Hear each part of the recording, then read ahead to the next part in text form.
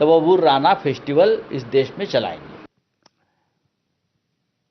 वळूयात पुढच्या बातमीकडे। तहव्वुर राणाला आझाद मैदानात सार्वजनिकरित्या फाशी द्या अशी मागणी शहीद तुकाराम ओंबळेंचे भाऊ एकनाथ ओंबळे यांनी केली आहे। राणाला गंभीर जखमी करून त्याच्या जखमांवर मीठ चोळा अशी संतप्त प्रतिक्रियाही त्यांनी व्यक्त केली। कसाबला फाशी देण्यास विलंब लावलात, पण निदान यावेळी तरी असं करू नका अशी मागणीही एकनाथ ओंबळेंनी केली।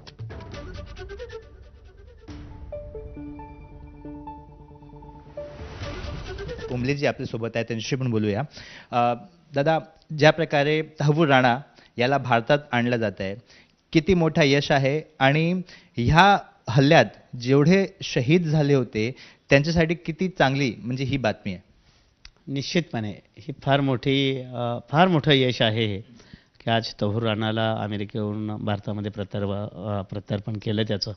पण त्या 26/11च्या हमल्याचा खरा मास्टरमाइंड किंवा त्या साजिशमध्ये ज्याचा फार मोठा वाटा होता तो तहव्वुर राणा आज भारतात येतोय।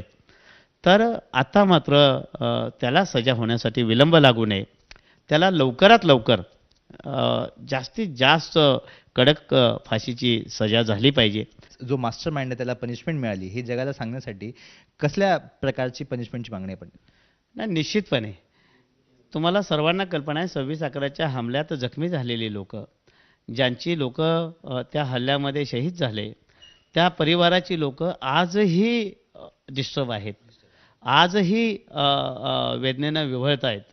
आणि मग अशा अतिरेक्यांना मी सातत्याने म्हणतो की खुल्या मैदानावरती आणून त्यांच्या शरीराचा एक एक अवयव कापून त्याच्यावरती मिठाचा शिडकाव करून त्यांना एकदम भयानक मृत्यूची फाशी दिली पाहिजे।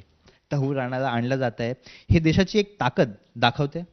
निश्चितपणे हे आपल्याला मान्यच करावं लागेल, सर्वांना मान्य करावं लागेल की येणाऱ्या काळामध्ये भारताची ताकद काय आहे।